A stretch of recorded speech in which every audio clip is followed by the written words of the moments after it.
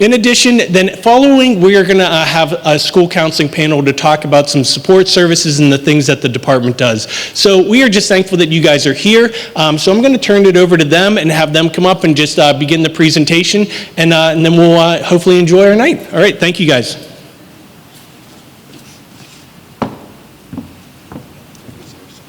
Okay, thanks. All right, thanks to, can everybody hear me okay? Okay. Thanks to North Allegheny and especially Rhonda Blasky for organizing this event. I think we're going to have a great discussion tonight, and I look forward to the Q&A. My name is Sanj Katyal. I'm a physician certified in rapid transformational therapy and positive psychology, or what some people call the science of happiness. And I've been studying principles of well-being in the mind for about, 15 years or so. One of the things that I've learned is that most of our thoughts and behaviors arise from a subconscious level, way below our consciousness. So that's why things like willpower and New Year's resolutions don't often last.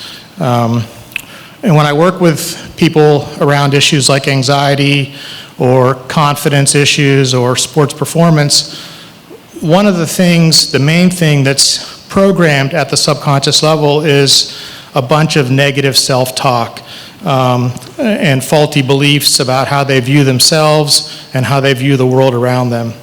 And these limiting beliefs really limit their potential and have a strong link to social media use and addictions, which we'll kind of get into.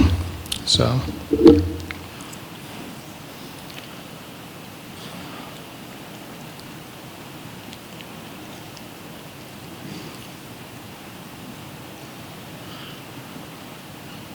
Okay, I don't know if you can read this. This has been around social media for a while, but I love this quote, and I think it sets the stage. I'll just give you guys a second to read it. I don't need to read it for you.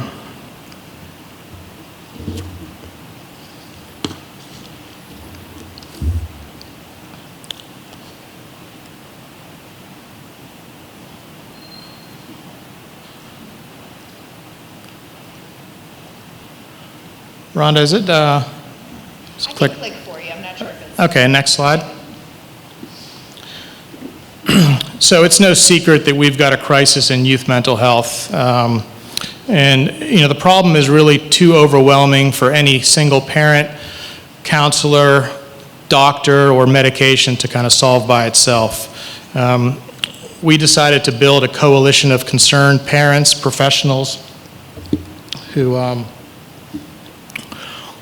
can share insights, best practices, education, and help drive interventions that actually really work in our community here in Pittsburgh, and really the north part of Pittsburgh.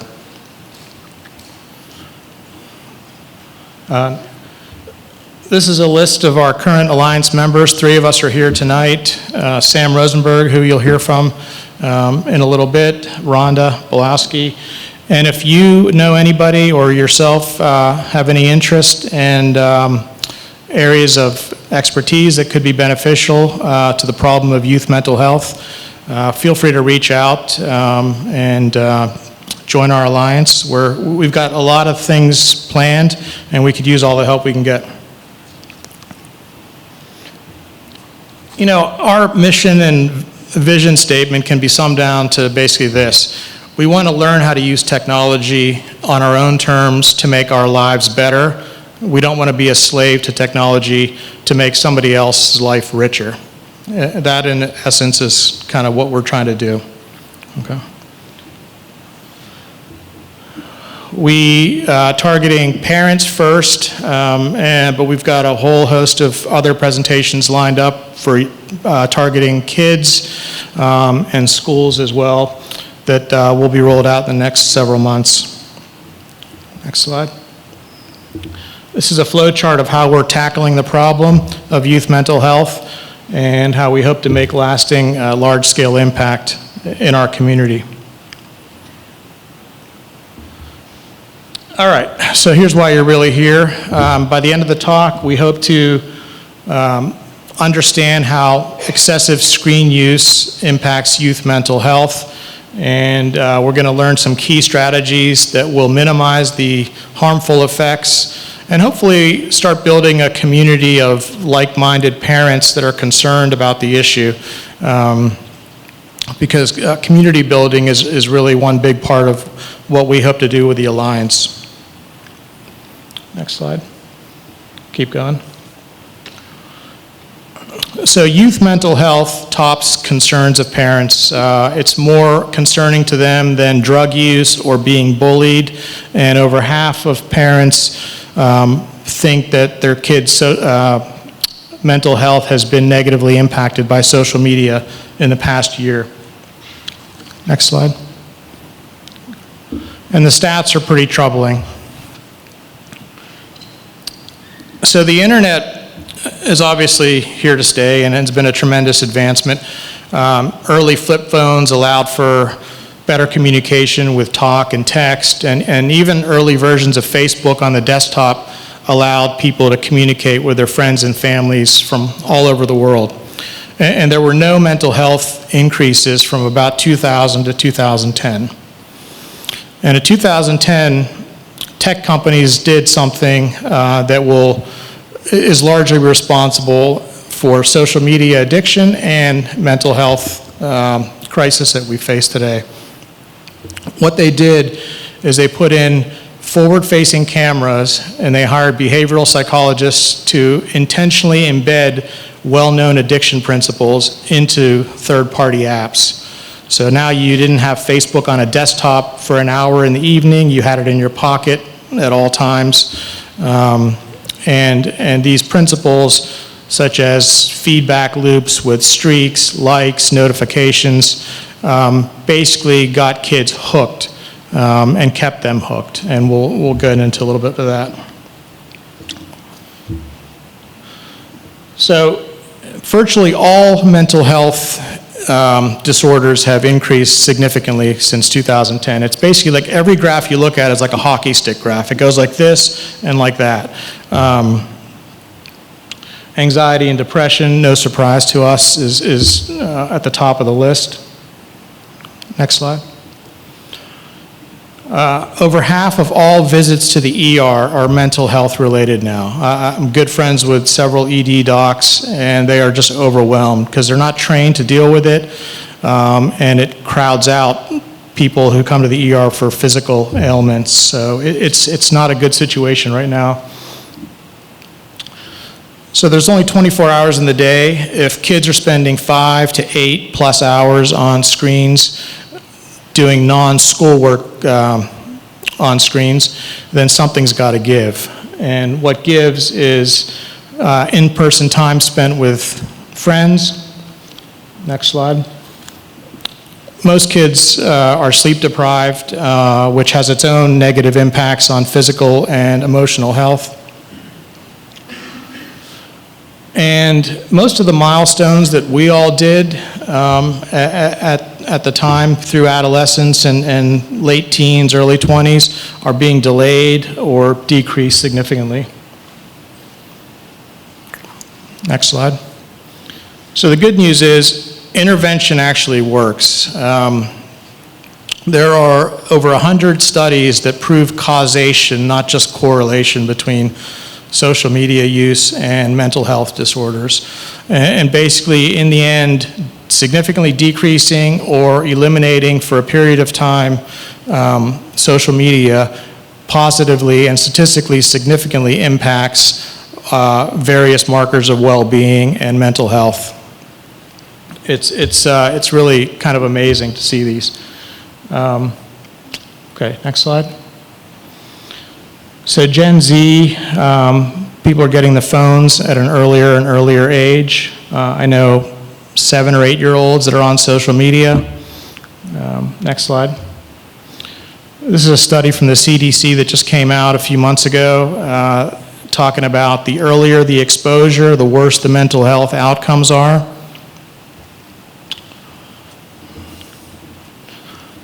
So what is interesting about the developing brain from the onset of puberty to the mid-20s, It's the second largest period of brain development. And during this time, our brains are hypersensitive to social feedback and external stimuli.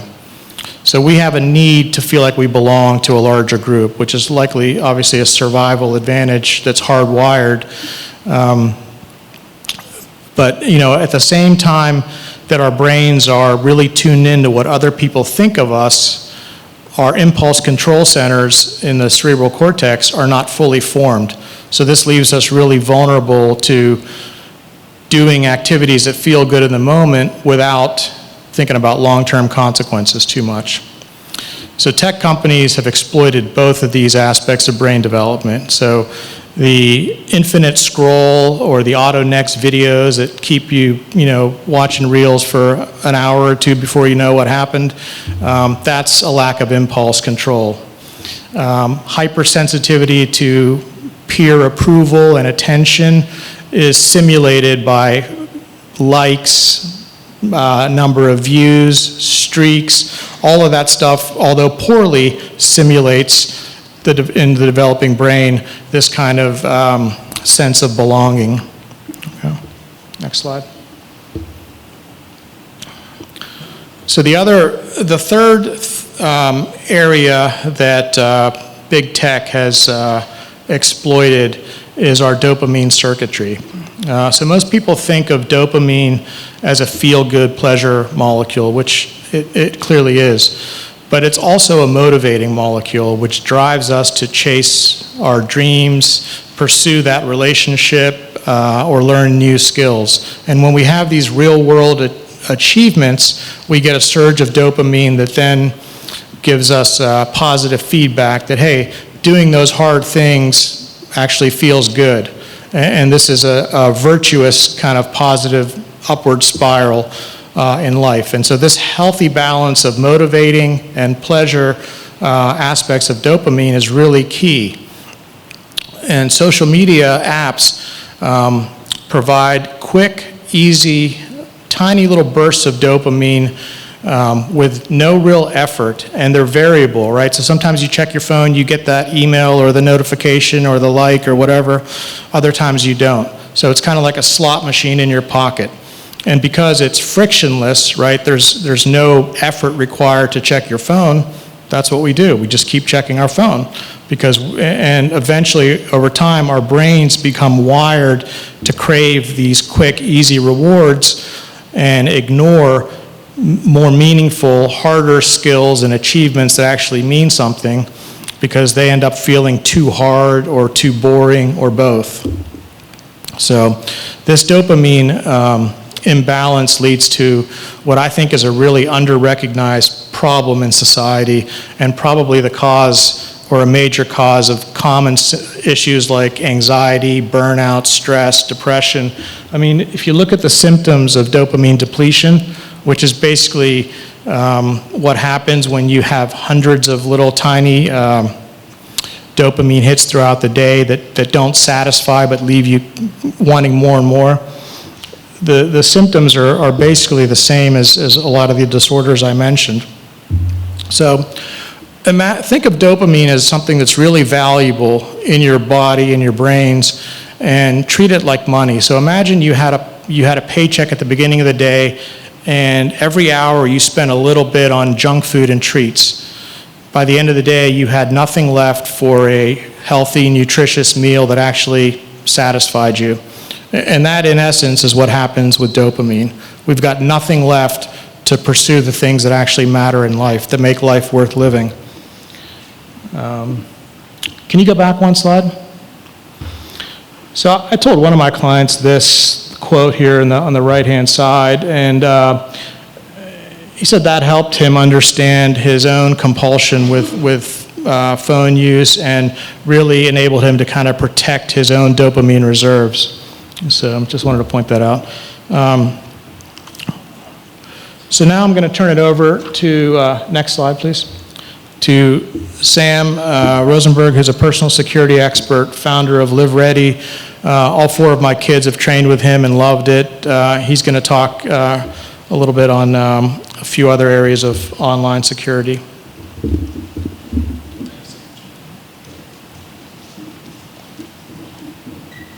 Good evening. As Sanj mentioned, I've been in the business of protecting people and organizations and teaching them how to protect themselves for the last 30 years. And one aspect of that is in the sphere, if you will, of the cyber realm. When we talk about youth mental health, one of the challenges that we all know is that the picture isn't bad enough, that we have a lot of issues with cyber threats to our kids. If you can go to the next slide, please. So the quick numbers, if you look at social media, negative interactions are at an interaction of 2 to 1. 30% of teens experience online bullying. That's probably even higher than that. 27% of the video traffic online is pornographic. And one of the biggest issues is online predators. So who here has ever heard of the term sextortion? A few of you, a lot of you. So this is a problem that has now been growing. So it used to be when smartphones came out that kids, young people, teenagers in their 20s, whatever it is, started to use texting to send illicit photographs, sexting, things like that. And of course, that opened the door for potential extortion behavior and things like that over romantic interests that are no longer relationships. But the problem is, if you can go to the next slide, that this is a problem that is so significant that the FBI has actually started looking at it as an entire division. And the numbers are pretty astronomical and they're increasing. So in 2022, 7,000 cases, according to the FBI, of teenager sextortion, issues. There was one case in particular that really caught my eye that got me looking at this problem some time ago, where a young athlete, high school age athlete, 17 years old, was targeted for sextortion by a ring out of Nigeria. And he thought he was in a relationship with another teenager. And once that illicit material was passed along, he was extorted for money.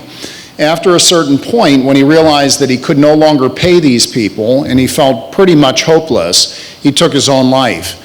And there's an enormous percentage of people where if they get sucked into these dynamics, they become potentially real victims of this process. The challenge when it comes to cybersecurity in the realm of personal security is that when we are having interactions with people, we can read body language. We can read, our intuition can tell us something's not right. When we're dealing with online dynamics, kids very often have none of that feedback. And with deepfake AI technology, it's even worse. It's significantly worse. So one of the dynamics here about the strategies that the Youth Mental Health Alliance is trying to impart to parents in particular is not just from the standpoint of all of the factors that we all deal with. I've got 2 teenagers as well, is screen time addiction and dealing with getting them to unscroll, but also, there's this greater threat dynamic as well. And that's sort of the perspective that I bring to it. So there's a lot of strategies, but the framework that Sanj is going to roll out here in a moment is going to give you solution sets to all of this, including this most extreme dynamic. So I'm going to turn it back over to Sanj. Thank you.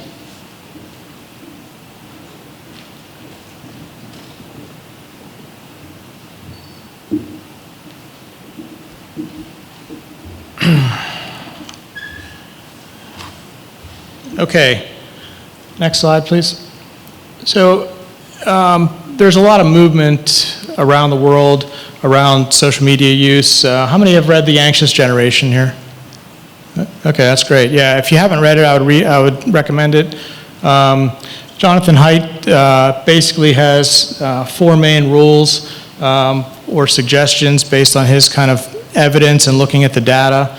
No smartphones before high school, no social media before age 16, more unstructured free time, kind of the way we grew up.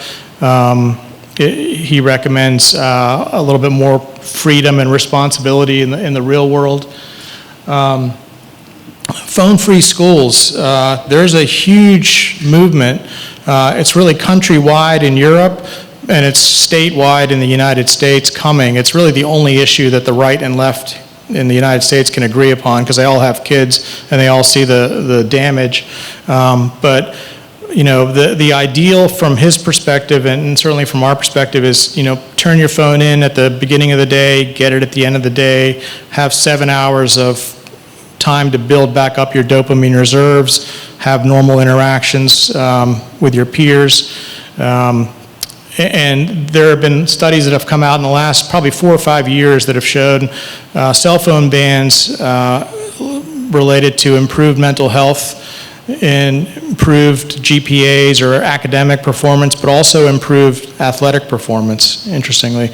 And kids are just generally happier when they're not on their phones and they know that their friends aren't on their phones either. That's the essence of a lot of those studies. So the key strategies for parents can be summarized in a DREAM framework that we've kind of come up with, looking at the data, looking at best practices, and trying to simplify things. Because if you don't simplify things, it's really overwhelming. And just like any unhealthy habit you're trying to break, there's going to be setbacks. Be kind to yourself. Nothing's going to happen like an on-off switch overnight, but things can happen in the right direction. Next slide. So delay, no smartphones before high school, no social media before 16.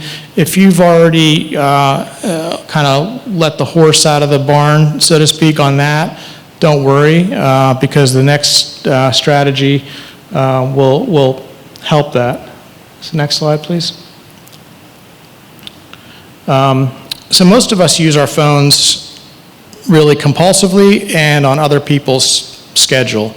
We're bombarded all day long with notifications, texts, messages that really just fragment our attention and deplete our dopamine, and neither of which make us feel good. So these are 4 things that you can do that in my experience, will negate more than 80% of the negative harms of social media. So the first thing is to turn off all notifications except text messages. So when you want to check Snapchat or you want to check Instagram or whatever, that's fine. Do it on your own terms, with your own intention, and on your own schedule, not on somebody else's schedule.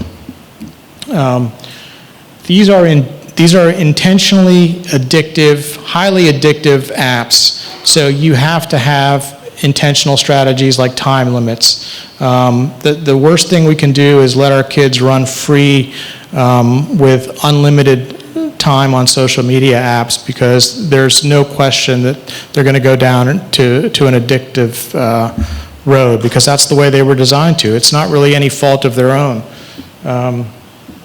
You know, I've used the screen time app on iPhones pretty well. You have a screen time password. Kids can kind of request additional time throughout the day if they want. Helps you kind of monitor what they're looking at in terms of what time of day, how much on each app. But there are third-party apps like Opal is a good one I've used, OPAL. Establish phone-free zones in your life. So, you know, I have 4 kids that played a lot of sports, and sometimes the car rides to and from practices were the only time that I'd have uninterrupted conversations with them during the day. So don't waste that time in the car letting them just kind of mindlessly scroll on things that don't really matter. You know, no phones during meals, whether you're in the house or outside. I try to have my kids leave their phones in their car if we're going out to eat, but you know, that sometimes works, sometimes it doesn't. But the goal is to kind of establish meal times as a sacred space. Have a central place where you keep your phones in your house. You know, there's no need to carry your phone around in your pocket when you're at your house. If you're going to sit down and watch Netflix, sit down and watch Netflix. Don't scroll with your phone while watching Netflix, because, again, that's all about attention fragmentation and dopamine depletion. This digital sunset and sunrise is really kind of a game changer. The hour before bed and the hour after awakening are really golden hours of the day in terms of being able to restore, recharge, set the intention, provide self-care for us. And so if you go to bed at 10 and get up at 7 If you can put your phone on downtime at 9 p.m. and turn it back on at 8 a.m., you've gotten 2 hours of the day, which are the key times of the day, to really focus on things that are helpful to you, whatever that looks like. Next slide. The goal is really just to use our phones with intention. Next slide. Our kids, everybody knows that phones are a problem. They just don't really know what to do about it. And since everybody else is on their phones, they're like, well, what am I going to do? But there's a lot we can do. We can have conversations. We can show our kids some of the data that we've provided. We can ask them how they feel after they scroll on certain apps versus other apps. Scrolling on TikTok may be very different than scrolling on YouTube, and ask them how they feel, and then, implement some of the strategies together that we've talked about. Next slide. So, you've all probably heard this quote from Viktor Frankl, Holocaust survivor and psychiatrist, and he wrote this well before the internet, so I can only imagine what he'd say now. Next slide. But the reason that most people turn to their phones is typically to escape some sort of uncomfortable feeling, whether it's boredom, whether it's stress, whether it's anxiety, whatever it is. Like any self-soothing behavior, it can become addictive and hide what's really going on beneath the scrolling. And there's a lot going on for a lot of people beneath the scrolling. The discomfort, whether it's in the form of restlessness or sadness or anxiety, whatever it is a signal to us that something's not quite right. And rather than distracting ourselves away from it or burying it, we can look at it with curiosity and ask what it's trying to teach us. And from a positive psychology perspective, discomfort usually points to a lack of meaning in life and unrealized potential. And so we all have unique gifts, talents. Your kids have unique gifts, talents, and passions that if they cultivate them and share them with the world, they are going to be more engaged in life, they're going to be more excited, they're going to be more satisfied. Ultimately, they're going to live a meaningful, fulfilling life, which is kind of the highest pinnacle from a positive psychology perspective of what you can do. And it's the kind of life that, as parents, we all want for our kids, right? So we can help them explore what it is that gets them excited, what makes them tick, what do they naturally gravitate towards without being asked to do so. These are all questions to explore with your own child and help move them, and really questions to ask yourselves as well, to move towards our own potential. Okay, next. I don't know the answer to that question, but it was in there. Okay, next slide. So of all the interventions that kids found most effective, modeling by parents was the top. Over time limits, over, all that other stuff is important, but modeling, because kids will listen to what you do and not necessarily what you say. So the reason that we're having parent seminars first is because we want to get the data out, we want to make sure everybody understands the magnitude of the problem, and then we want to help all of us as parents model the behavior that then we want to see in our children. Because if we can't put our phones down, there's no way that their developing brain is going to be able to do that on its own. Next slide. So here's some other tips to really combat dopamine depletion. Every time you reach for your phone, ask why now. That's actually my screensaver. My kids make fun of me for it, but it reminds me to just say, why am I checking my phone right now? Batch notifications a couple times a day. Use it on your own terms. Use focused study sessions or work sessions, and Opal is a great app for this because you can create a work session or a study session. It'll block the apps that you don't want to have access to for that period of time. And from a study perspective, the best way for kids to study is in short sprints, focused 45 to 60-minute sprints with their phone not in sight. It's not good enough if it's face down on the table. It should be in their backpack or another room. Focused, intense studying, and then a break of 10 to 15 minutes, preferably outside, and then repeat. And if you do that, a couple times, that's more effective than 4, 5, 6 hours of kind of low-intensity studying. And then schedule time to focus on things that mean something to you and to your kids. And this will restore the normal, healthy dopamine balance and really rewire our brains back to the way they're meant to function.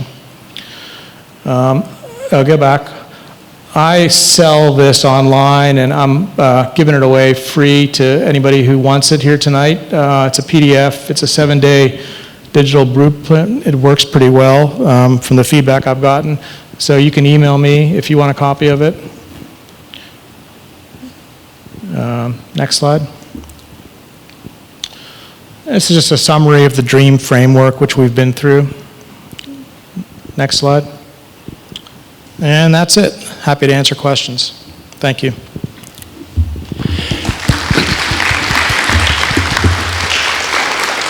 Rhonda and I have a microphone, so if you have any questions, just raise your hand. We can pass the mic over so you guys can ask some questions of our presenters for tonight. I have one over here. Excellent. Hi, we have a multi-year problem that got worse over COVID because they had the iPads.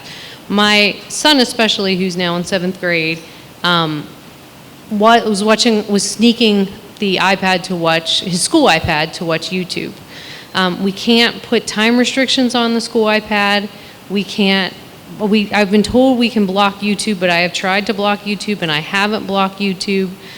I've considered putting it in a box, but the challenge is sometimes, like, if I'm coming home, like if he comes home at 3:30 and I don't get home until 5, Yeah. I can't do that. I've thought about turning off, it was so bad he actually woke up at like 2 or 3 o'clock in the morning, like after he got COVID, because he was so addicted to the screen. That's gotten better, but I've tried everything that I can think of, but I can put all the limits I want on my devices. I can model, I can't model not being on YouTube, but I don't know what to do to help him with that, because I know it has been a problem, but we aren't able to limit the kids' school iPads. You can limit it by iCloud accounts. So you have iPhones? We don't have iCloud accounts on our iPads for school. Okay. See me afterwards. I'll show you the way I have it set up. Okay. Do you have a North Allegheny iPad? No, but Yeah. Oh, wait, might have an answer for that. So I have a mom hack. Actually, we all have access to the Securely app. So if you go to the Securely app, download it if you don't have it, and actually you can go through Securely and you can set up time limits and blocks via that method. And I've done that with my kid's iPad because I actually have the same problem that you had, and that's how I found to fix it. So.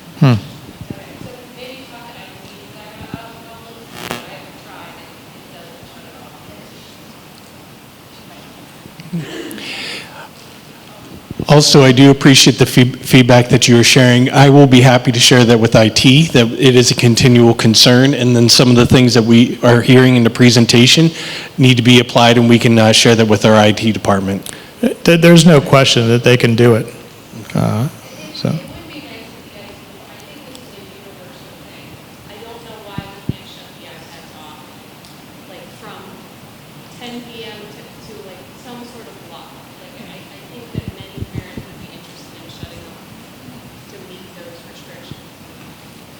Okay.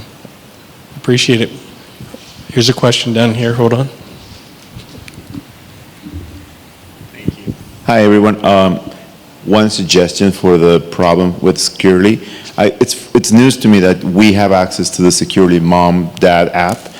I always get the emails trying to upsell me into buying a subscription so that I can see what my kids are doing on the iPads, but I didn't realize that we had access to just use it. So it's good news. One suggestion I would have for the lady that asked the question, at home I have a router that I have access to, and I tweaked the rules so that after certain time, any device that is assigned to my kids has no access to internet. So that can be more like a blanket thing. The only downside is that it only works at home. So as soon as they leave, and if they have a cell chip, they will just have access. And I have a complaint about that because I was paying for the T-Mobile VPN to restrict my kids' access with her iPhone, and it was completely useless. Like, it would just misconfigure, and my kid would complain all the time and break things down. So I hope Opal, I have a question is about actually Opal. Is it like a subscription-based model? You have to pay yearly? There's a free, and then I use the $50 a year one. That's pretty good. Yeah, $50 is way less than I pay T-Mobile, so Yeah. it's probably a good option. And the other question I have is about, you phrased it as, you let the horse out of the barn. So we unfortunately gave our kid a cell phone when she was like 12, and she's getting really angry every time I try to restrict her using the screen time or whatever. And I don't know how to revert it without causing a big breakup with her. Yeah, so for the one thing I didn't mention is, the phones are all our phones. They're not their phones. Right. I mean, so that's one thing. And if you're laying out a family contract, phone contract, that's like number one. This is my phone. Passwords belong to me. Everything belongs to me. Access, everything. It's my phone that I'm paying for that you get to use as a privilege. Since it's been taken for granted, that privilege, which is very common, you have to establish a new contract and say, there's some data coming out that's really troubling. Show her some of the data and say, we're going to put in a family contract and use some of the stuff that we talked about. But it's not going to be. It will not be a pleasant conversation. Believe me, I've had plenty of those. Okay, thank you. Yeah. We have a question over here. Hi, thank you. This is a great presentation. Yeah, Very thank you. interesting. One thing that would help me is in terms of the data points. Are you able to provide primary resources for those graphs that you had? Not just for my own further reading. First thing. Second thing, so there's 4 questions in one, so sorry.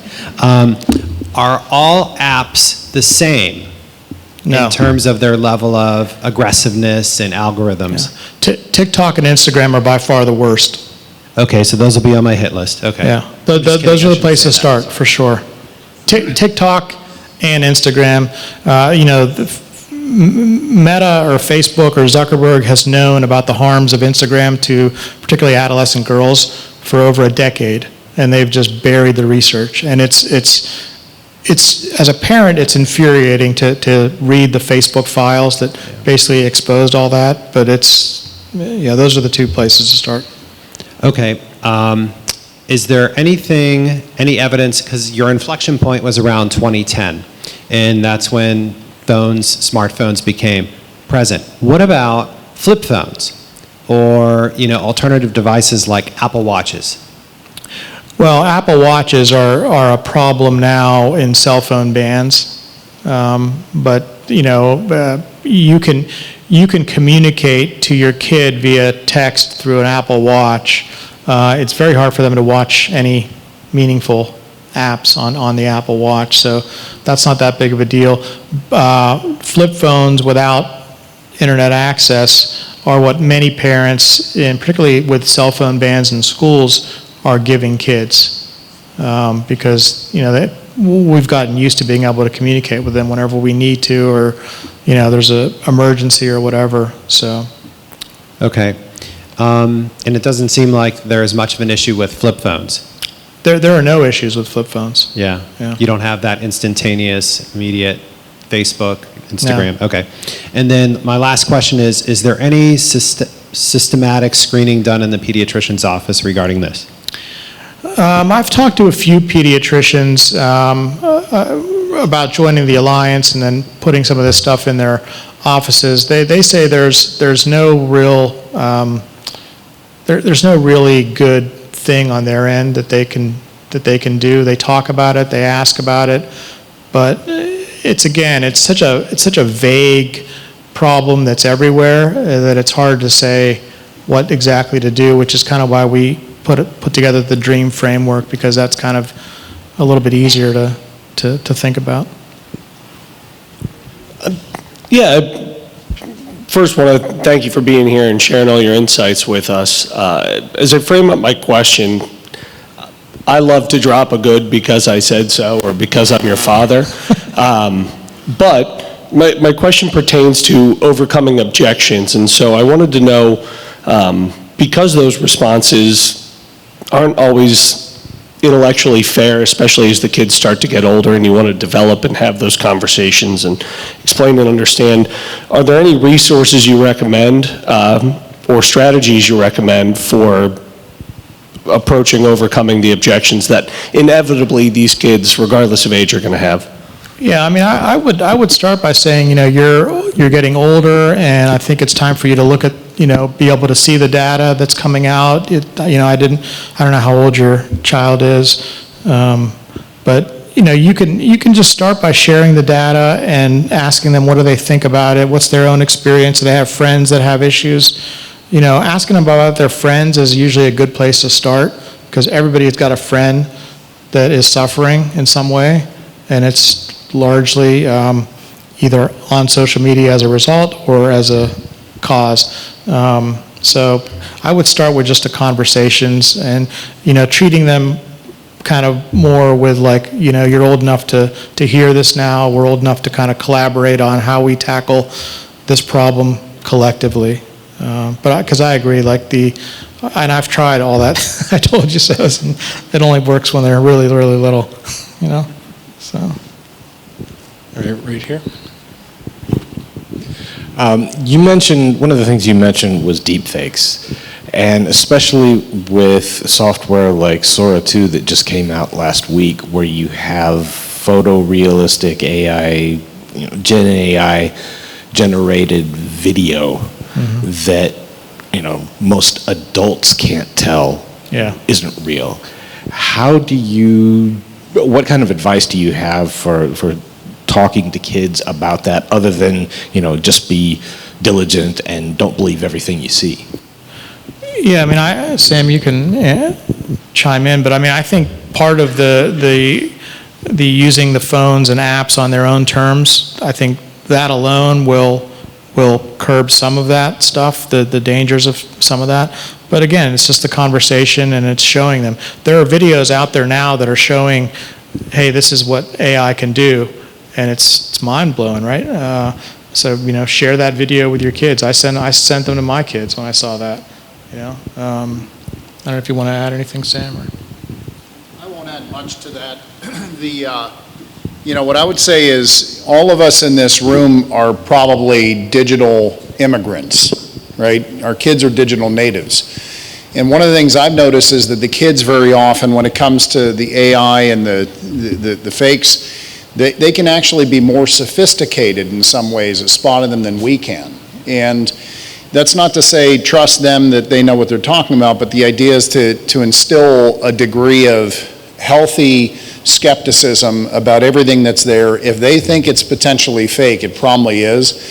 And I agree with Sanj that the most important thing is if you can find a video that shows them side by side. I've seen these where a podcaster is talking and then side by side it's Taylor Swift saying the exact same thing. It's powerful stuff because it really anchors the point that, hey, you cannot trust some of this stuff you're seeing. And that's really, in this sort of wild west of AI, that's the best advice I can give at the moment. But I would also just say that they are much better than we are, for most of us, at spotting some of that stuff. We have a question over here. So in light of this presentation, I wonder, if the school district should consider delaying the school iPads until maybe high school. I mean, that's a can of worms, but that's definitely true. There's a fifth rule from the anxious generation. You know, the gamification of education is not good with iPads and technology and screens, and so there is a movement to do that. But I think the biggest movement right now is to get the phones out of the classrooms. Teachers are fed up. Kids like it better without them. So doing that first, and then as more data comes out and this movement becomes bigger and bigger, I think you're going to see that. I think you're going to see electronic devices at least hard locked or have the ability to be hard locked, shut down by a parent, if not significantly decreased in use. All right, a question over here. Just out of curiosity, from a professional and a parent, what are your thoughts on, so my son, he understands that we're allowed to look at his cell phone. However, we haven't really been following up with that because we haven't had any real reason to. But is it better to monitor your child's cell phone or wait until there's a reason, just giving them privacy? I mean, I think you should monitor the screen times, apps, how much time they're on apps, what time of day they're on apps, where they're going on their internet browser. I don't know how old your child is. I mean, that's a personal thing. I can't really answer that for you. I can tell you when there's some issues in my own house with some of my kids, we have done that because we want to know what's going on, but we don't do that routinely, no. Yeah. I have one over here. So, yeah. One of the biggest issues with regard to that is a lot of the kids aren't really texting, they're using Snapchat. That's one of the challenges to that. So, I'd say from a standpoint of being aware is pay attention to their behavior and how just the interaction is affecting them personally. And then you'll know whether or not you have to step in some fashion. Hi, yes. I just want to say I work for a financial institution in countering cyber-enabled crime, and through that work I've learned there's a lot of really good publicly available online resources on educating your children on digital safety. So NECMEC has NetSmarts, FBI has one called SOCI, I believe, and there's plenty others. So please do check that out. And then a question as well, for the school district, is there any considerations for implementing digital citizenship type classes for K through 12 students? As for the district, we can take this information and share that with our central office administrators. They are not here to be able to answer or speak per the district, but we are definitely taking notes and being aware. So I do appreciate the insight that you guys are providing, and we will be sharing that information and your questions. All right, I have a question back here. So I just had a quick question. If we could go back to the email, his email slide. He had the PDF to share. That's it. And I had a response to the woman down here about monitoring her children. I have used for a couple years an app called Bark. It is less than $100 a year. You could set it up on all of your children's devices. It does monitor Snapchat. It monitors all of their social media accounts. And it only alerts you to things a parent would be concerned about. You could adjust the settings, like if you don't really care if your kid swears, it won't alert you to that, but it will alert me if somebody says, "How old are you?" and I'll get a notification right away. It saves Snapchats. Like when my kids record a Snapchat that may be deemed inappropriate, it will automatically save the whole video and I get a notification on my phone and I can watch the whole thing. So I'm not constantly checking my kids' phones, but it does alert me to things I want to be concerned about. The app is called Bark, like dog, B-A-R-K, and I have a link code if anyone wants one. I get a discount. We have a question here. This isn't really a question for the presenters, but it's more for the school district. It's my understanding that the district has eliminated cell phones during school for everything up until NAI. And then from NAI forward, or through the end of their history here at NA, there's no ban on any cell phones other than what the teachers may do in an individual classroom. What was the thought process behind not banning them throughout the entire district? I don't understand where the thought was that, oh, because you went from 8th grade to 9th grade, you now know enough to be able to handle this cell phone. And if memory serves me, somewhere in your presentation, you said around the age of 13, things start to go south. What age are you at when you're in 8th and 9th grade? I'm thinking it's right about 13. So that's the first thing. The other, it didn't work for me, but I'm going to suggest it anyhow, because if you have a kid and they're industrious, they'll figure out a way around it. But when we gave our daughter a cell phone, my rule was anything that you put on your cell phone, you have to put on my cell phone. And I have to know the passwords. So something like Snapchat, I'm getting hit every 10 seconds from all these groups that she's part of. But I'm seeing the messages. The other cautionary note I would say is, for whoever it was over on this side of the room, if you're not watching what your kid's talking about, chances are by the time you figure out that you should be watching what they're talking about, it's going to be too late.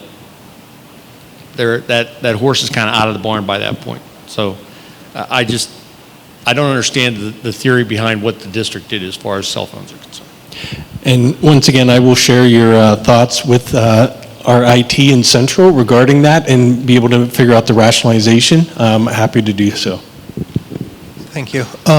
I had a question about YouTube videos specifically. I don't know if you've seen the ones, they kind of like split the screen, and on one half of the screen they're like playing with slime or doing something, and the other half of the screen is kind of what you're supposed to focus on. Could you, if you're aware of them, just kind of elaborate what's happening in the brain when somebody's watching that type of video? Yeah, I'm not aware of them, but there's this thing called split attention effect that's really damaging to the brain. Anytime you fragment attention, even if it's on a screen, so I'm a radiologist by trade, so I know, like, I look at screens all day, and going back and forth between two different things on a screen causes a cognitive. There's a cognitive price to pay for that, and the price is usually fatigue, effectiveness, and focus. That's nothing is free, so there is a price to pay when you're moving between things, even if it's on the same screen. And we've done tons of studies on that from a productivity and efficiency standpoint. So We have a question here. Thank you. This is actually more for a comment to head back to Central. So we have 3 small kids. Our youngest is 5. We have a 7 and an 8-year-old. And one of the things that we found with kindergarten that we weren't prepared for was the distribution of the iPads. We weren't really set up as a family with iPad rules. We didn't really use tablets at the time. So when they became available in our house overnight, we weren't set up with anything, and we had to kind of think quickly on how to monitor and limit and help our oldest, now 8, understand what those rules were. So at kindergarten, they come home with them. Is there a way to keep them in the classroom overnight so they are charged and they're ready for them the next day? I would love to see them not until 1st or 2nd grade, if at all, at that point, but at least in kindergarten, it would just be helpful to maybe keep them in the classroom and not have to go home at night with the families that may not be ready for them. Okay, thank you. I do appreciate that. All right, a question over here. Similar to the gentleman on the other side there, that is a multi-part question here. One of your slides, you were talking about kind of some different things around, making the data available to your kids, trying to basically sell this, get some buy-in. So I'm looking at kind of a sequence of talking points, really. So showing them the data, asking them how they feel after using specific apps. If anybody's kids in here are like mine, they're going to say, I don't know, it doesn't bother me, that kind of thing. So like how to kind of have a response to those types of responses that they might have. So essentially, yeah, a talking point sequence, how to get the buy-in, and then if and when we do some of those different things that you mentioned, like not to have the devices on an hour before bedtime or an hour after you wake up, having some specific follow-ups even there to say, okay, hey, now that we've implemented this, even if you didn't want to, what are you noticing? Yeah, and that sort of thing. And then an opportunity also for us as parents to say, here, even if you don't know, here's what I've noticed in you. So again, I know that was like 6 things, but do your best. Yeah, sure. No, those are good points. I mean, I think, part of our mission is to empower all of parents because, it's okay to say, listen, we gave you a phone without any clear rules, but now there's a lot of data coming out. You may not feel it. Probably your friends are experiencing some of these things. But because the data is so compelling, it's so overwhelming, the harms of social media on mental health. And even if your child is, quote, okay, like maybe they're a 4.0 student, maybe they're on varsity school sports, maybe they're doing all the things, checking all the boxes. Who knows what they could be doing, right? I mean, you don't know, right? You don't know what's been given up, no matter where they are. This isn't to say, you got to push them, but that's one thing. Just to say, the data is compelling. We're your parents. We're concerned about this, and there's some rules out there that really can help. I think teaching them about dopamine and a feel-good chemical is really important. Like when I taught my kids that, they get it. Everybody wants to feel good. Nobody wants to go around with low energy despite adequate sleep, lack of focus, not being able to enjoy things they once enjoyed. Nobody wants to feel that way. So when you explain the balance of dopamine, the dopamine depletion, that basically I think is universal, that they understand it, and you can explain it depending on how old your kids are, and explain it like money. Because it is like money. It's more valuable than money, So. We have time for one more question, and this young lady here is the lucky one. Thank you very much for coming tonight. My question is also a little more for the district. Just wondering, how can we get involved in the district so that we can have a say in technology in our schools?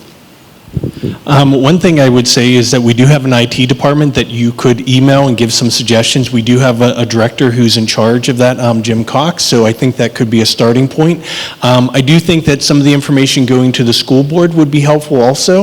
I think that more than anything, I guess my advice would be is like some concrete things. What I'm hearing from you guys being here tonight is very concrete, like just starting at a later age, having some restrictions that could be beneficial. Like if we are as a family to have some of these rules and restrictions and things that we want to implement, we need the help of the district to help with that. Trying to be consistent across all buildings. So that's what I'm hearing. And I think those are great, clear messages to be able to say and start the conversation. Start the conversations, but I think if you want to be able to make the impact, I would say start with some of the people. If you go online, you can find the director of IT. And just, and I think so much we want to blast things because we are frustrated, there's a lot there, but I think like just sharing your ideas, you guys are doing an awesome job with that, but also like what we could use is this, and this, and what we have heard from this presentation would allow us to be able to implement something along those lines.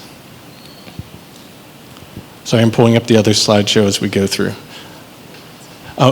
Can we take one more question, and then I am going to wrap it up for the next round.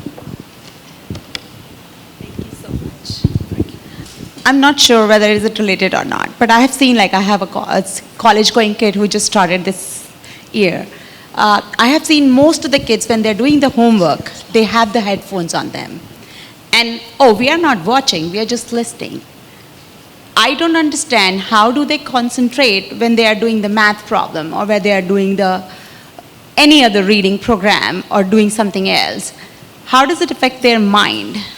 Yeah, that's different for different people. So one of my daughters does that too, and I've tried to tell her all the stuff, and she does, fine. I think for some people it helps them actually focus by kind of having background noise. It's almost like white noise into the thing, and for her it certainly helps her, and she does fine with it. So I think that's an individual preference. I mean, so. All right, well, thank you for your attention, guys. Appreciate it.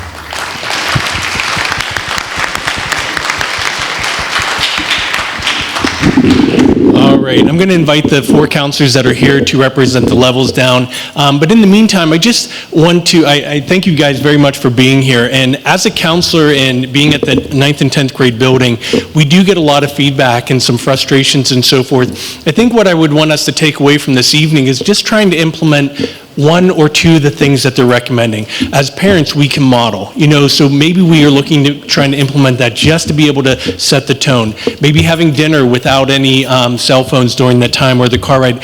I think overall is just trying to take 1 step in the right direction.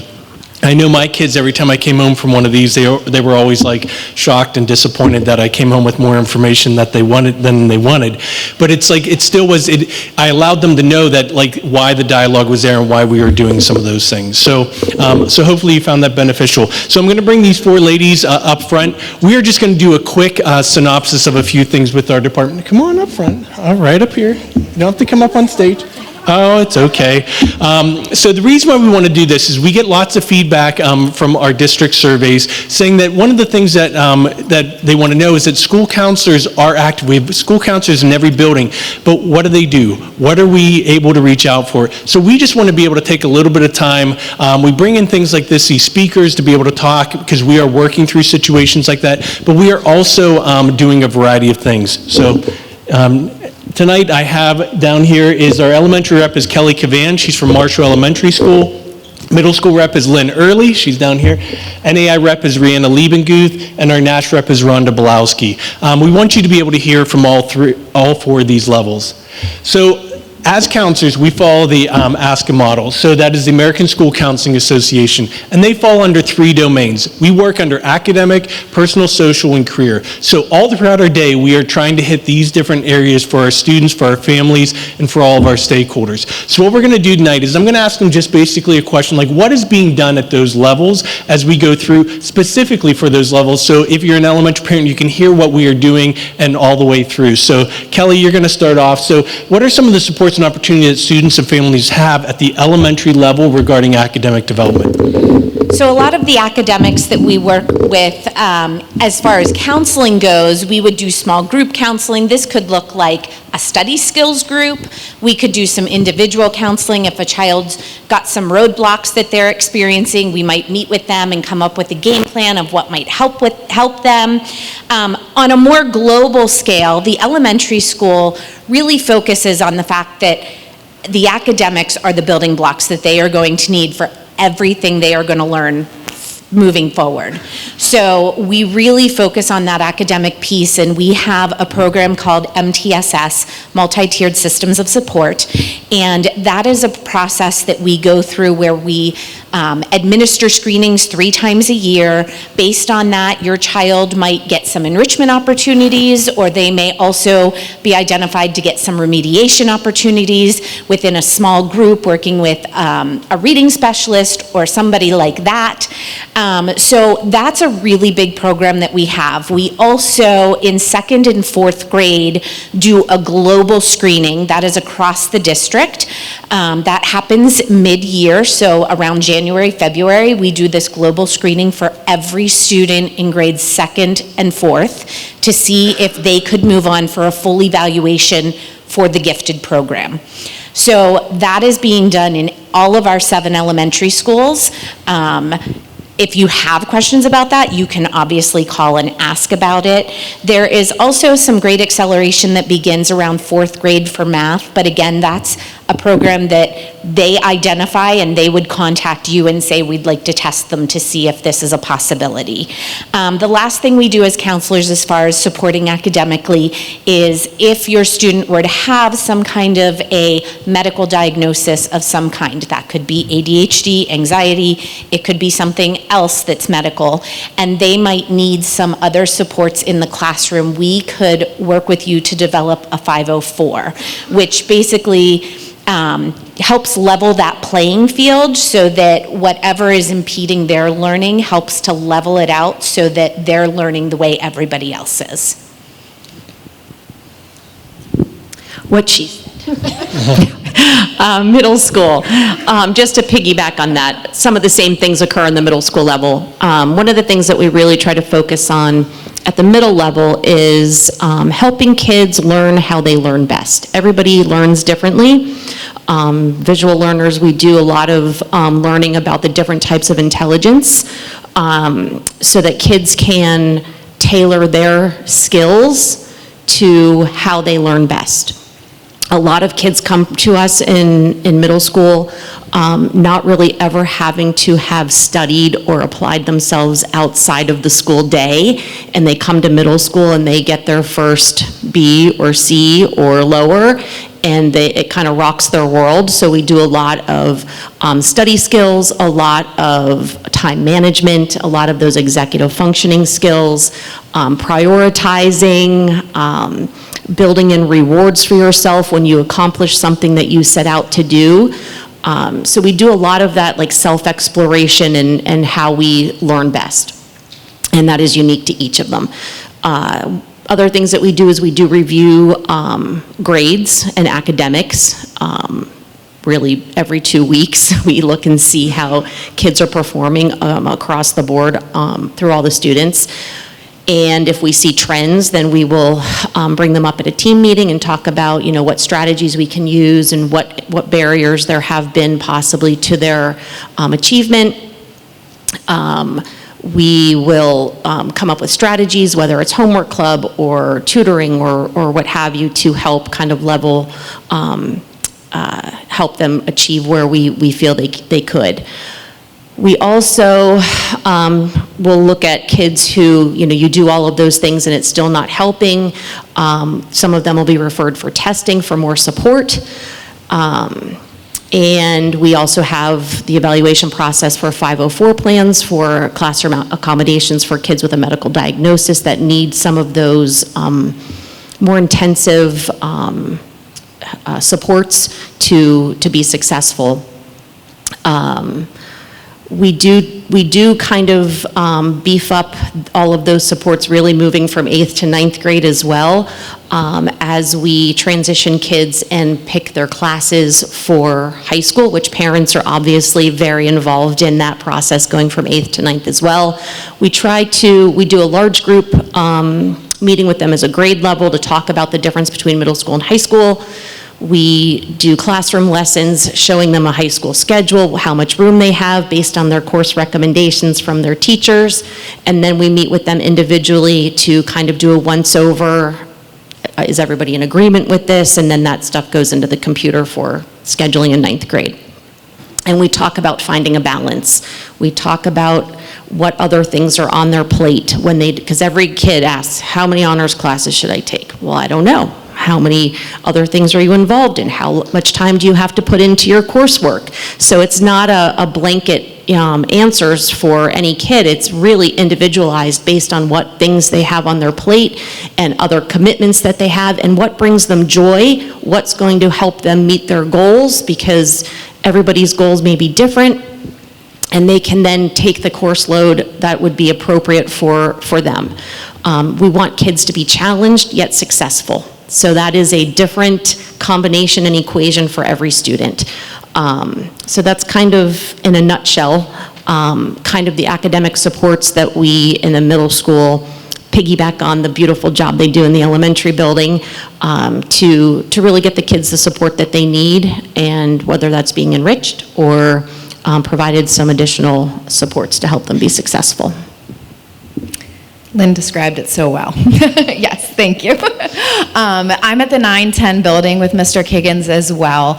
And I'd say in terms of academic development, with that transition from 8th to 9th, developmentally, we're working with the students on advocating for themselves, being a part of those conversations.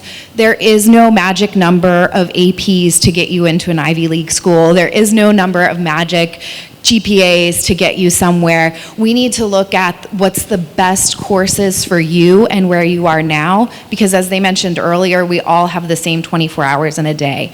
So we do meet individually with each of our 9th and 10th grade students throughout the scheduling process to look at their course recommendations from their teachers, and we have the benefit of seeing which every teacher has suggested, as well as the electives they're looking at. And we can have some really direct conversations with students about, okay, you were approved for 5 honors classes. Let's talk about this. How did it go last year, having a few different levels of advanced classes? What was your stress level like? How do you feel like you managed your time and your homework? Wait, you're in 15 clubs too. How are we going to fit this all in? So that's a piece of what we do at the 9-10 level through our individual meetings. We also help them with elective selections. And like Lynn said, you put it brilliantly in terms of we're trying to get them to really think about what they're doing now and how that might connect to their future. What types of things are you enjoying now? Because you want to be in a job that's going to make you happy, that's going to make you feel like you're making a difference. So a lot of times, you know, at the elementary level, and I have 3 kids at that level right now, they're thinking, you know, professional supports, not that some of them won't be, for sure, YouTubers, definitely, and things like that. So great, there's a million different jobs that go into YouTubing. Let's talk about that. Let's look through that, and let's look at the course offerings we have to help rule in or rule out that. If students are struggling academically, again, we try to help them advocate to themselves first with their teachers, and then of course communication at home too, so that we're all on the same page about what's going on. We have a peer tutoring program that we start the second 9 weeks where we have volunteers, 10th grade students that volunteer to be peer tutors. We also have outside tutoring lists that we can provide upon request if you'd like to hire somebody. But really, we're trying to get the students to start advocating for themselves and building those life skills, because we hope that they have a lifetime learning in the academics and things like that. Thank you. Without repeating anything that everybody just said, we do all of that at the senior high school, and we are also really forward focused. We want your students to start thinking about life after high school, not to stress them out, but just to note that this is on the horizon, and what will I need to be successful in whatever I'm choosing to do. That's not always college, but a high majority of our students do choose college, so we do talk a lot about how scheduling can lead to college acceptances, and you don't have to have an honors class to get into college. Just putting that out there for everybody to know. So we do provide tutoring, we have peer tutoring, we have outside tutoring. We do the same at NASH that NAI does. We meet with every student to talk about their schedule. We also talk with students about their future. We introduce them to, probably not introduce, but reintroduce them to Naviance. There are a lot of inventories on Naviance that can help them learn what kind of personality they have and how that translates into careers. We have learning style inventories. We just want them to really know who they are as learners and how they learn best, so that they can advocate for themselves and reach out when they need us. Just a note about a 504 or an IEP that the ladies have mentioned. When your student heads off to college or post-secondary learning, those documents can follow them so that they can get the same accommodations that they are getting at high school at the collegiate level. And I said same, it's not the same, but they will tell you what kind of collegiate accommodations they can provide your child when they look at the documents that they had from North Allegheny. Okay, excellent. So Lynn, we're going to start with you. So what type of sports opportunities do families have starting at the middle school level? For career, sorry. It's okay. Career development actually is addressed K through 12, but I will focus on the middle school, what we do there. And all three middle schools do the same thing, so kids are getting a very similar or same experience in each building. So we do start very early, trying to get them to connect the importance of a high level of interest and skill in whatever field they choose, because that is what's going to provide them the most fulfilling, career or life's work. Kids will always say, we say, what do you think are the important things when choosing a career? We know they're not going to choose a career in seventh grade, but we do start making that connection. What do you like to do now? What kind of jobs are there that use those interests and those skills that you possess now? Those skills and interests are going to change throughout their lives, and they're going to learn more about themselves as well. And the number one thing is money. And we were like, wrong. Yes, you need to be able to support yourself, but that is the worst predictor of enjoyment and fulfillment in a career. It's having a high level of interest and a high level of skill. And we drill that into them 6th, 7th, and 8th grade using Naviance. They will use Naviance in different classes, not just delivered by us, but by teachers.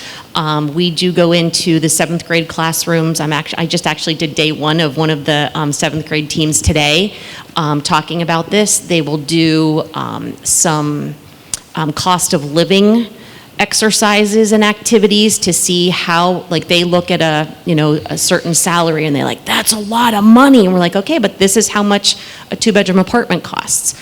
This is how much a 3-bedroom home costs. This is how much groceries, we have them go through that and they realize, that's not as much money as I thought it was, right? So we have them do those sorts of things. They do those activities in 6th, 7th, and 8th grade. We have guest speakers come in at times and talk about different careers that they have and how they got on that path. One of the activities we have them do is called an adult interview, where they are to either interview somebody in their home or a neighbor, or pick up the phone and phone a relative and ask them about how they got to that career, because there are a million different roads that lead to the same destination. If you look at the 4 counselors up here, I guarantee we all had a different road, a different path to get to the same spot. So just learning about other people's paths to their career and how they got there is really important. So those are some of the things we do. I know I'm probably forgetting things, so I'm just going to pass it over to Rihanna because I'm sure she'll fill in the blanks. Yeah, we do a lot with Naviance as well, again, K to 12. What's really great about the program is it will keep track for us in data so the kids can look back to and see the results of the interest inventory that they took previously. There's a ton of information. I'll let Rhonda talk more about this too, about our NA grads, and they go through and do this in college when they're applying to colleges, and then can report back where they were accepted, where they were denied, and we have that data for kids to see, of course not names, but average GPA and SAT score and things like that. We spend a lot of time looking at those things starting in the high school level, because this is when their transcript starts. So a lot of kids will say, well, since we're in 2 buildings, when I'm at the senior high school, I'll worry about that. So we talk with them a lot about 2 of your 4 years on your transcript, and really 2 of the 3 when you're applying to colleges are at NAI. So it's important to be thinking about that early. We have them doing the different tools on Naviance as well, really spending time exploring the different careers and the paths that it takes to get there. We have a career week that's very similar. Obviously, all of their teachers ended up in the education field, but we have them share a little bit about the paths they got there. And a lot of the feedback that we get is, wow, I had no idea Mr. So-and-so was, a lawyer for 5 years before he became an English teacher, and I would have never thought to go that way. So that's been really meaningful, especially when we do it. It's usually around Thanksgiving, so they've developed a little bit of a relationship with their teachers, and we get a lot of really great feedback from that. Another big thing that happens in the 910 building is the introduction to our local VOTEC, A.W. Beatty. So in 10th grade, students have the opportunity to apply to Beatty. So in 9th grade, we have them come in and do a presentation for all the 9th graders on all of the different programs that they have. We like to use that time too to kind of debunk some of the myths that have been in the past about VOTECs. A lot of the programs you can earn college credit for. It's really a great resource for students. So we have students come to the presentation. Anybody that's interested and wants to know more, we arrange a field trip where they can go and tour 3 different programs and really get to see hands-on what the classrooms look at and what the days will be doing. Then if they plan to attend, again, this doesn't start until 10th grade that they would be able to enroll. And what that looks like is they do all of their academic courses in the morning at NAI, they have lunch, and then they go to Beatty for the remainder of the day. So that partnership is really important to us in the career exploration at this level. And then finally, I'll let you talk more about our college fair too. I don't want to steal your thunder.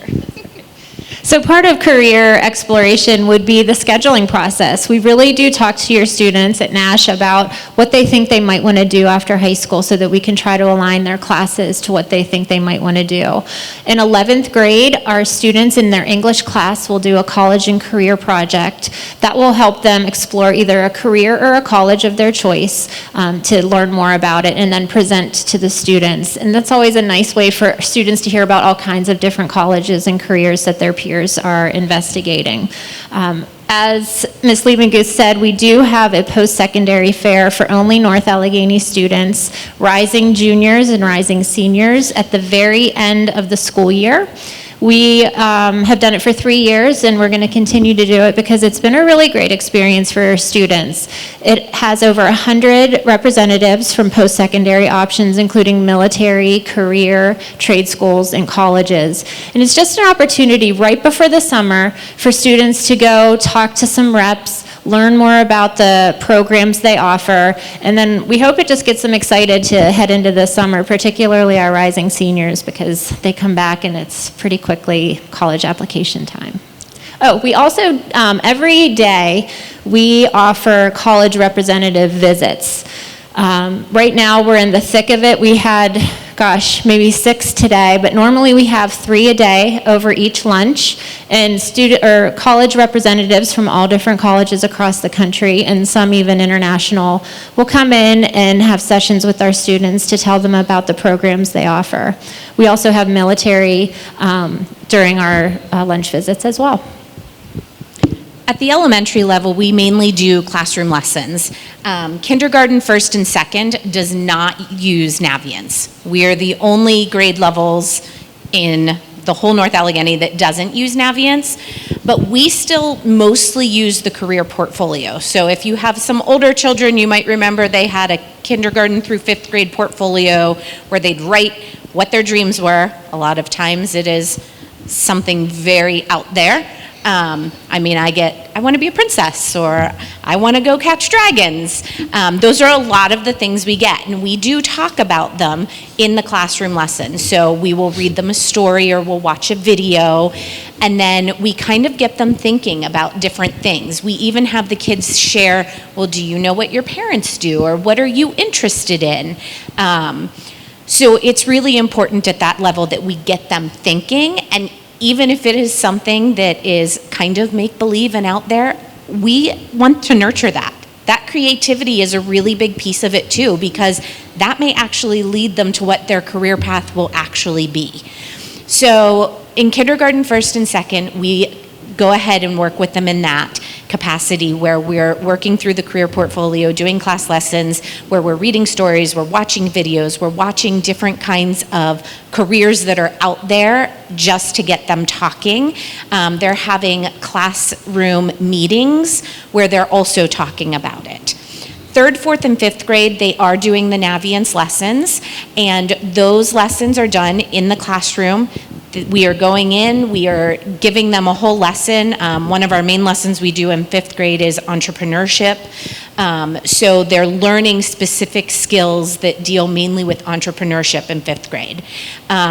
So there are definitely different pieces, and then those pieces are collected. So even when they do get to the middle school, high school level, they're able to look back and see where they started that journey.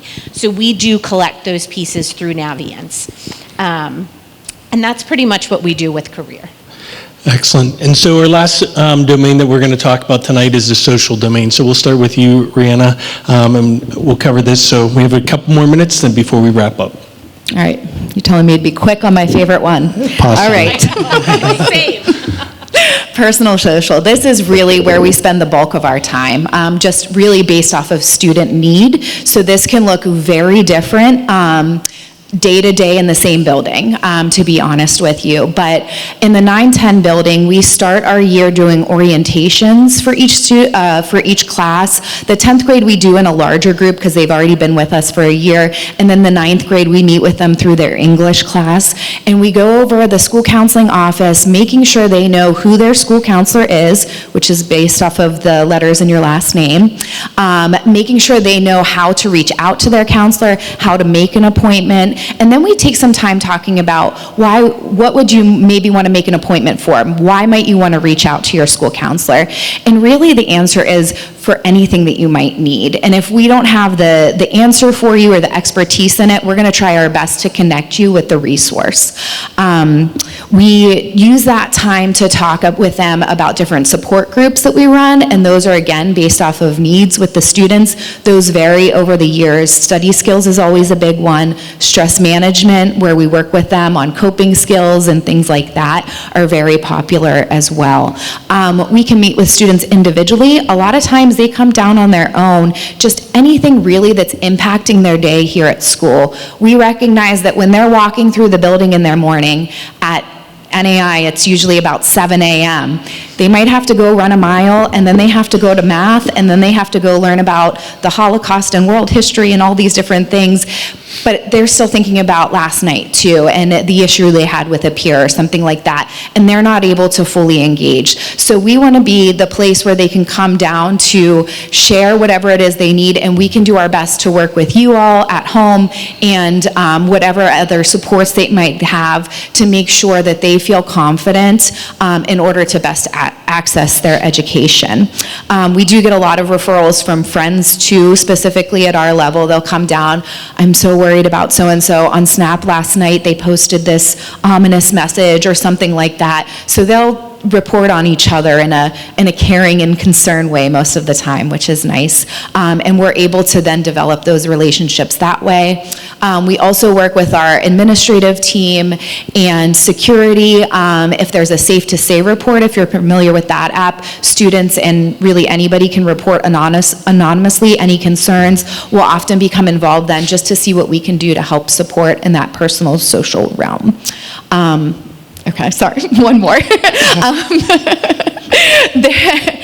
We do have a number of students that do receive outside support, whether through mental health counseling or our school-based mental health GLADE run. Oftentimes as the school counselor, we'll kind of be that school outside liaison. So if a student at our level, if the student agrees and the parent, we can get releases signed and really open up those lines of communication so we can help those students that may be struggling with that school anxiety and things like that, work with their therapists to help implement interventions within the school.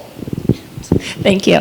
I'm not going to repeat what she said because at Nash we do very similar things. We at Nash really want our students to get connected and be involved. We have a ton of activities, clubs and organizations. Our administration saw the need to allow our students to be involved, so they have dedicated certain days of our month to be activity period days. And this is just allowing students to connect with one another through clubs and activities.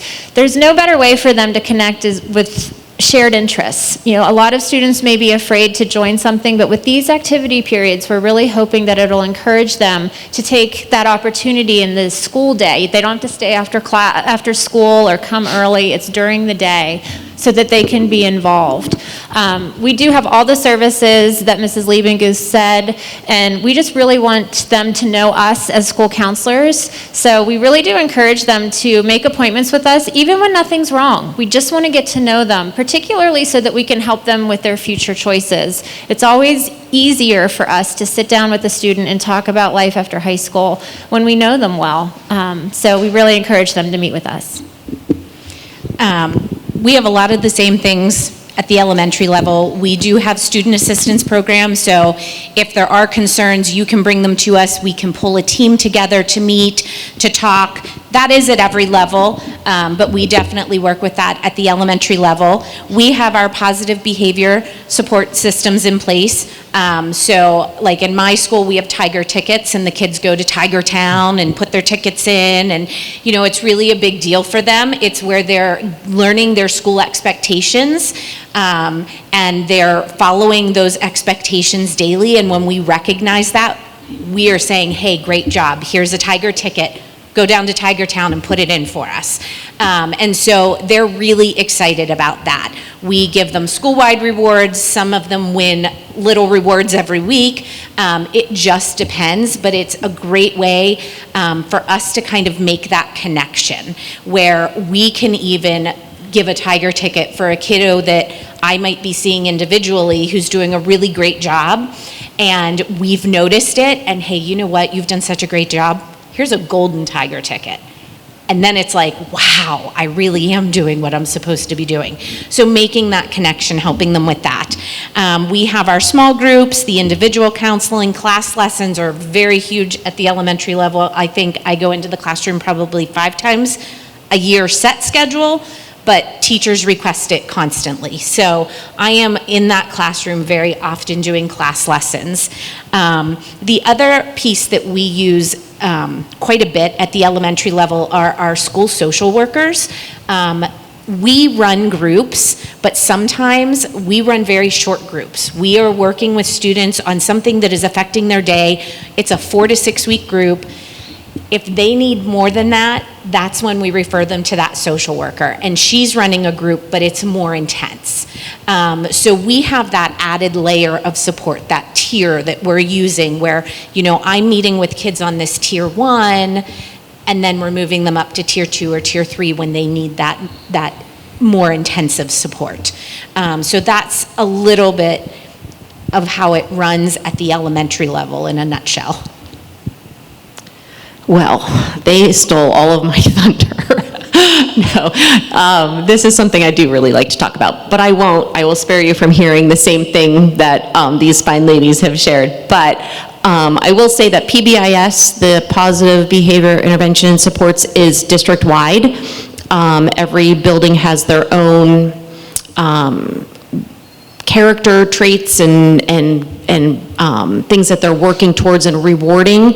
I know in our building it's kindness, respect, and responsibility, and we explain to them what that looks like and what that sounds like in every setting within that school so that they know what they're working towards, what behaviors we expect from them and what they are working towards.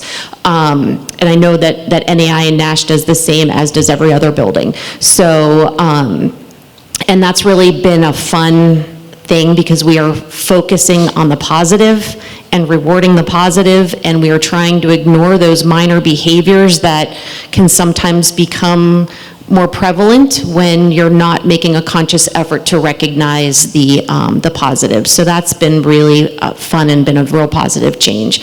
So I'm not going to reiterate what they said, even though I could, but we have all the same supports and do kind of triaging things, and we all do, I think, probably pretty brief focus, you know, solution focused, getting the kids, trying to get them back in the classroom, which is why they're in school, but sometimes there are barriers that get in the way of them being able to focus and put that attention where it needs to be, and we try to problem solve and build skills and work on really self-awareness, emotional regulation, all of those things that kids need as they grow.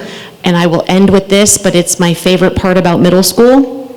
I call it the chrysalis of the caterpillar to the butterfly metamorphosis, because it is the most interesting time where you see the most change physically, socially, emotionally, hormonally. So I say these little sixth graders come in as these little caterpillars with these big wide eyes, and they leave us with these big, beautiful, colorful wings, spreading their wings into the world. So I will leave you with that. Thank you. That actually was a good wrap-up. So that pretty much completes our evening. We just wanted to make sure that you were able to walk out of here with some different ideas regarding social media, but also to be able to hear a little bit about the department. So we do thank you for coming out. We will make sure that we get things posted for you guys. And just, yeah, so thank you for being here. Stay dry. So we'll see you soon. Thank you.